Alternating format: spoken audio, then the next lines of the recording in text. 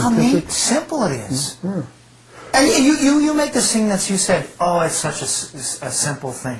I can bring in 50 doctors who believe it. I was reading this, right? I mean, there are doctors who believe this it. morning I went to the Zyprexa site. Zyprexa, it's not the company, Zyprexa has its own website. And it was right there. Schizophrenia is caused by a chemical imbalance in neurotransmitters, and Zyprexa corrects it. It's right there. They know that's a lie. If you actually, now today, because we've got a lot of research now since they floated this in the 70s. If you call up a researcher from Eli Lilly, and let's say you're a journalist and do this, they will start out with that story. They'll say, oh, well, it's like insulin for diabetes, it corrects an imbalance. And you'll say, well, no, it doesn't. It blocks, you've done your research of what's sent to the FDA, and you'll say, no, it blocks these neurotransmitters profoundly. That's not balancing anything. And they say, oh, well, that's true. So the guys at Eli Lilly will back away from that in 2 seconds. Because they know it's not true. They'll back away from the chemical balance story. And you'll say to the Eli Lilly guy, what's the evidence for it? And the Eli Lilly guy will be honest, we don't have it.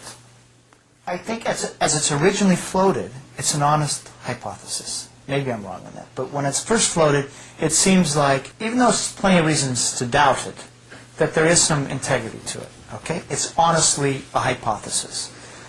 But basically, by the time of 79, 80, and they've investigated it, they have reason to think that story is not very accurate. By 92, they know it's not accurate. And that's the moment it moves from maybe a flimsy hypothesis to, when they keep on saying it, where it's fraud because they know it's not really true. By 92, 94, etc. They know, and if you, for example, if you read in Science magazine today, January 17th, 2003, the guy's very much behind the biological story. They ask him, what causes schizophrenia? And they answer, we don't have the slightest idea. Okay, and these are biological guys, etc. So we know that's not true today. When Lauren's doing Soteria House, it's still something of a viable hypothesis. People somewhat believing in it. So that's one thing. Now, the second thing is outcomes. So Lauren gets good outcomes with his, but it's not like they don't think they're getting good outcomes with their drugs. But if you don't need the drugs to get the good outcomes, it can't be correcting the chemical. That can't be the mechanism for that's causing the problem in the first place, because you didn't correct any chemical imbalance.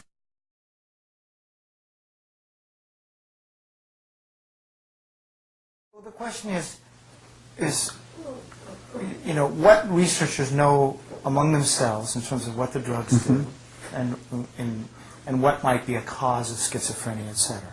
So you go to the Zyprexa.com website and it says Zyprexa fixes a chemical imbalance, okay? So that's one story out there.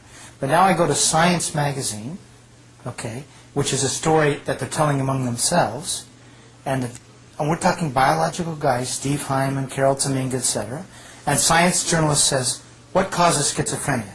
And they respond, we don't have the slightest idea. That's January 17th, 2003. So I think the precise thing is the mechanisms are totally unknown.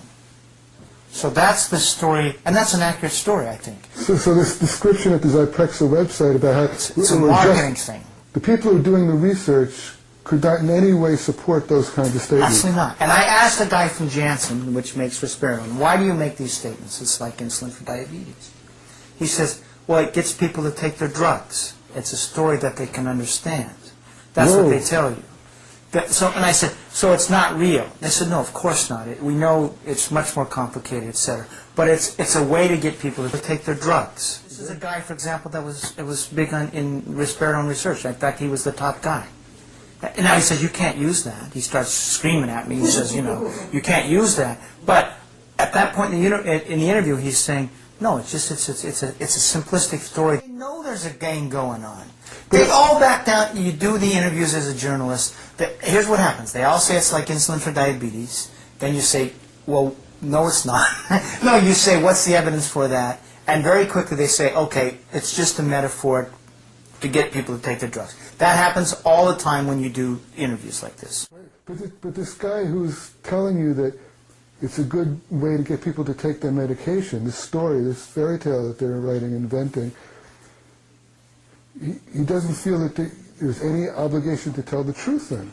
No, because he believes the drugs are good, or at least so that they are effective. Well, okay, now we get to that point, then how do we go back to Lauren's research that shows that without drugs we can have better outcomes, and we haven't even talked today about the damaging side effects of these drugs, the serious damaging side effects. Yeah, no, well, I mean, the thing is, it's not just Lauren's study, okay? First of all, Lauren replicates it, but it's not just one isolated study.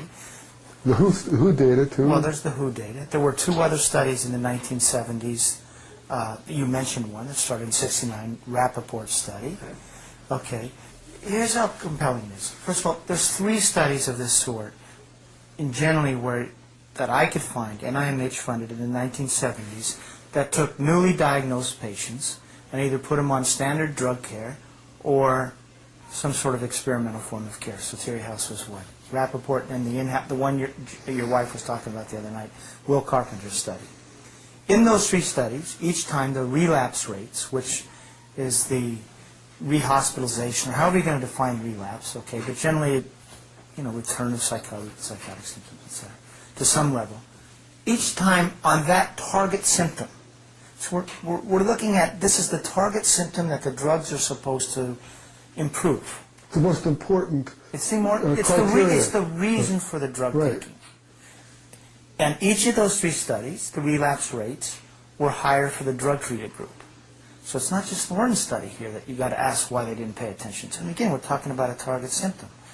Now let's even go back in the 1960s, the first NIMH study that launched this whole revolution.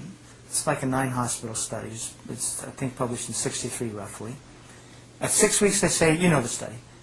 The drug-treated patients are doing better. Who paid for this study? This is NIMH. Okay. Okay. So we've actually got 4 arms. Okay. We've got 3 drug-treated groups with a neuroleptic and a placebo arm. And after 6 weeks, they say the drug-treated groups are doing better. Okay, by whatever their outcome variable is. And this actually is the moment that the drugs, in my mind, where they talk about the drugs differently. They're no longer tranquilizers. They even say this in the report. They're anti-schizophrenic in kind.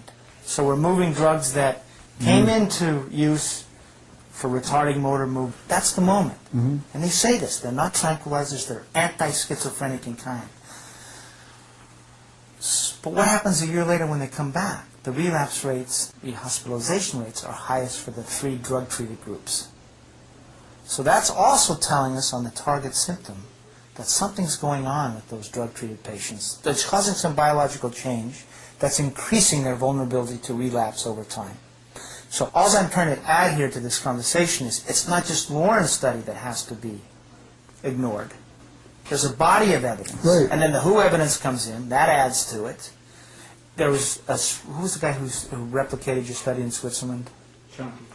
Chompy does his Soteria House in Switzerland, and he writes surprisingly. So in other words, if he has a bias, it's still towards the drugs. Surprisingly, those patients who received no or very little medication had significantly superior results.